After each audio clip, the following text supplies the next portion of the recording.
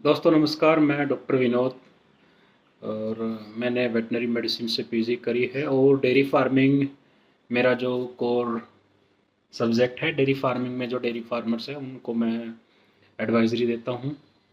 साथियों, अब आज मैं आपसे बात करूँगा अभी डेयरी फार्म पे कुछ जो कॉमन प्रॉब्लम्स थी जो फार्मर ने मेरे साथ में शेयर करी और उन प्रॉब्लम्स को हमने किस तरीके से सॉर्ट आउट किया। साथियों, एक डेयरी फार्मर है जिनके पास में करीब करीब 175 के आसपास में एचएफ की गायें हैं और उनके यहाँ पे जो काविंग के आसपास में कुछ पशु ज़्यादा बीमार पड़ रहे थे। मतलब ब्यांत के आसपास में जो गाय थी वो ज़्यादा बीमार पड़ रही थी। बीमारी से मेरा मतलब है कि वो गाय है जो ऑलमोस्ट 8 से 10 पशु उनके 1 से 1.5 महीने में ब्यांत के बाद में बीमार पड़े।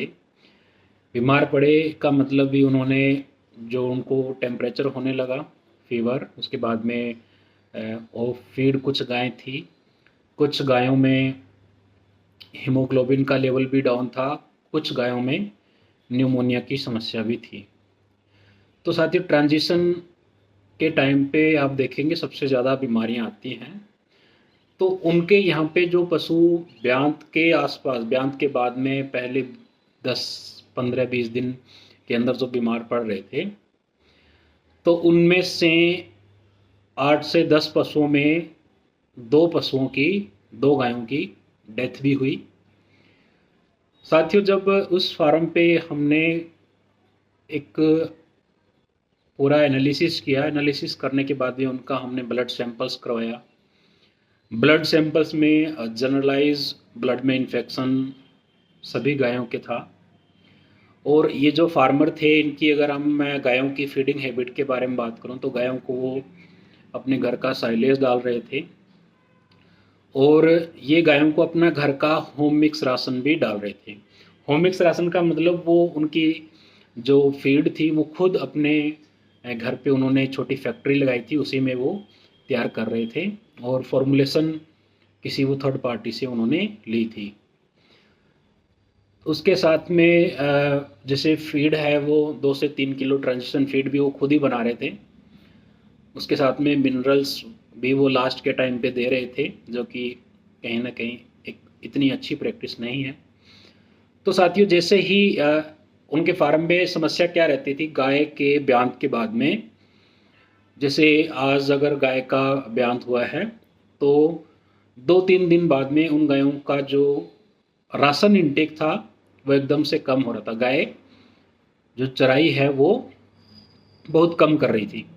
उसके बाद में गायों को फीवर हो रहा था। फीवर के बाद में जैसे अगर राशन इनटेक कम है, फीवर है, तो फिर उससे दूध का उत्पादन भी विपरीत तरीके से प्रभावित होता है। 2-3 गायों में न्यूमोनिया की कंडीशन भी देखने को मिल रही थी।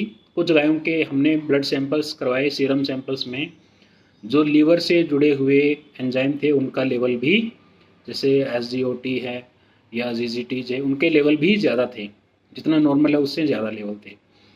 तो साथियों, जब इन्होंने मेरे को डेयरी फार्म पे बुलाया तो मैंने सबसे पहले इनका जो फीडिंग प्रैक्टिस है वो चेक करी। फीडिंग प्रैक्टिस में उनका जो होम मिक्स का राशन था और साइलेज के साथ में वो मिक्स करके दे रहे थे। कुछ चीज़ें उन्होंने मेरे से शेयर नहीं करी। उन्होंने बोला भी ये जो फीड है ये हम दे रहे हैं और इसके साथ में हम साइलेज को मिक्स करके दे रहे हैं। तो मैंने उनको अच्छे तरीके से उनसे बातचीत करी तो उनकी तरफ से मेरे को एक चीज़ शेयर की गई कि वो अपनी फ्रेश गायों को सीरा, जिसको हम बोलते हैं मोलासेस, गुड़ या सीरा, वो दे रहे थे। तो ये सारी जब प्रॉब्लम आई तो मैंने उनको बोला भी कहीं ना कहीं आपका जो ट्रांजिशन पीरियड में मैनेजमेंट है वो अप टू द मार्क नहीं है। आप अपने फीड का सैंपल चेक करवाएं। फीड का सैंपल चेक करवाने के बाद में जो फॉर्मुलेशन है उसको एडजस्ट करें। फॉर्मुलेशन में 1-2 चीज़ें ऊपर नीचे हमने करके देखी। उसके बाद में मैंने उनकी जो फीडिंग है वो अटेंड करी और जो उनके फार्म पे काम करने वाले लोग हैं उनसे भी बात करी। तो बात करने के बाद में मुझे ये पता चला भी जो फार्मर हैं उन्होंने ही अपनी टीम को एडवाइस किया था कि ब्यांत के बाद में गायों को उनकी एनर्जी लेवल को बूस्ट करने के लिए उन्होंने बोला है भी गायों को गुड़ या सीरा देना चाहिए। गुड़ या सीरा साथियों उन्होंने सजेस्ट किया भी आप 1 से 2 लीटर एक गाय को ब्यांत के तुरंत बाद में आप दें। लेकिन जो फार्म पे जिन्होंने ये काम करना था, गायों को शीरा पिलाने का काम करना था, वो गायों को 5 से 6 किलो जो शीरा होता है लिक्विड, वो गायों को दे रहे थे ब्यांत के तुरंत बाद में। और ऐसा वो कर रहे थे 2 या 3 दिन तक गायों को ये जो शीरा है वो देते थे। तो साथियों मोलेसेस देने के कारण गायों में कुछ प्रॉब्लम्स हो रही थी, और ये जो प्रॉब्लम है, ये एक प्रॉब्लम दूसरी प्रॉब्लम को बढ़ावा देती है। मतलब ये जो प्रॉब्लम है, ये जो समस्या है, एक समस्या अगर आ गई तो वो दूसरी समस्या को उत्पन्न करेगी। ये एक चेन रिएक्शन की तरह काम करती है। तो साथियों उनकी प्रैक्टिस क्या थी? प्रैक्टिस थी मोलेसेस देने की। उसमें गलती क्या कर रहे थे? बहुत ज़्यादा दे रहे थे। कितना दे रहे थे? 5 किलो के आसपास में एक गाय को दे रहे थे। तो साथियों यहाँ पे जो आपको समझने वाली बात है कि क्या ट्रांजिशन के तुरंत बाद में इतना मोलेसेस गाय को देना चाहिए? बिल्कुल नहीं देना चाहिए।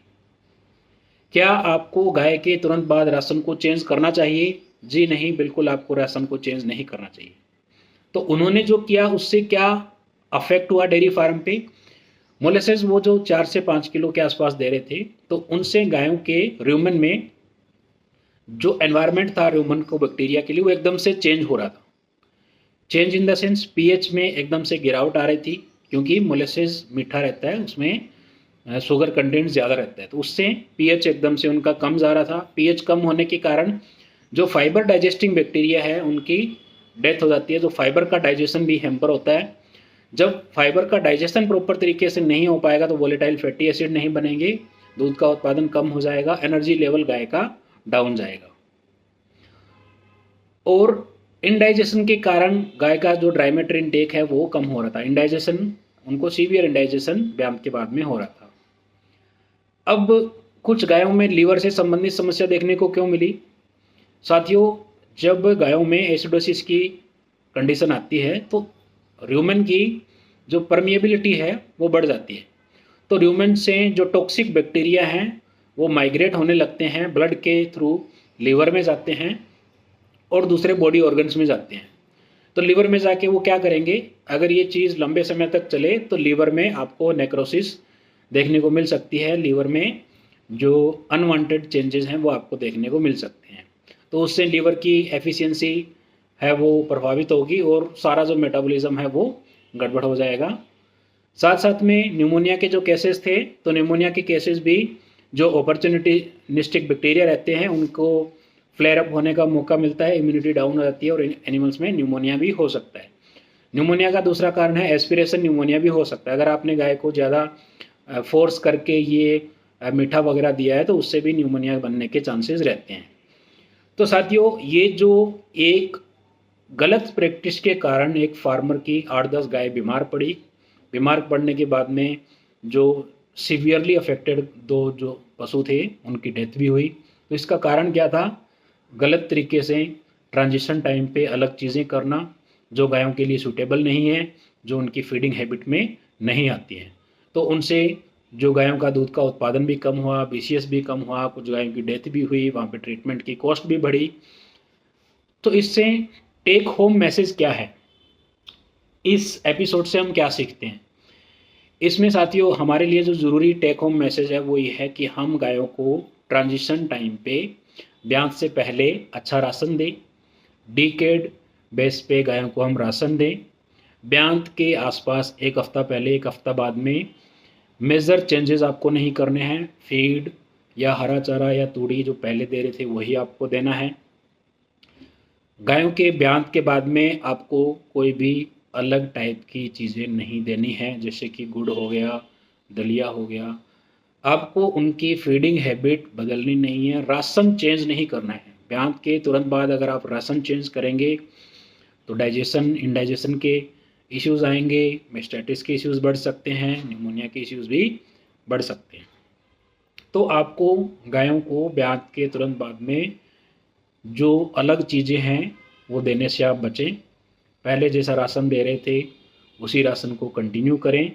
दूध का राशन धीरे धीरे मिक्स करके जो मिल्किंग राशन है उसको दूध के वॉल्यूम के हिसाब से बढ़ाते रहें। ये जो तेल पिलाने की व्यवस्था है गाँव में हम करते हैं, दलिया उबाल के देते हैं या सीरा देते हैं या दूसरी चीज़ें देते हैं, वो ज़्यादा मात्रा देने में आपके पशु बीमार पड़ सकते हैं, हम उसको बीमारियों की तरफ लेके जा सकते हैं। तो साथियों, ये जो एपिसोड्स था एक डेयरी फार्म पे प्रॉब्लम थी, इससे हम ये सीखेंगे कि ट्रांजिशन के टाइम पे हम गायों को एकदम से उनका राशन डिस्टर्ब नहीं करेंगे, नई चीज़ उनको हम नहीं देंगे। अच्छा बैलेंस्ड आहार जो पहले हम दे रहे थे उसी को हम कंटिन्यू करेंगे। तो गायों में जो मेटाबॉलिज्म से संबंधित जो बीमारियां हैं ट्रांजिशन के आसपास उनको हम मिनिमाइज़ कर सकते हैं और अपने डेयरी फार्म की जो दूध उत्पादन बढ़ाने के साथ साथ में प्रोडक्टिविटी को भी हम बढ़ा सकते हैं। तो साथियों, मैं उम्मीद करता हूँ ये जो जानकारी है वो आपको अच्छी लगी होगी, और अगर आप इन चीज़ों को प्रैक्टिस करेंगे तो आप डेयरी फार्म पे अपने गायों की जो प्रोडक्टिविटी है उसको बढ़ा सकेंगे। Thank you.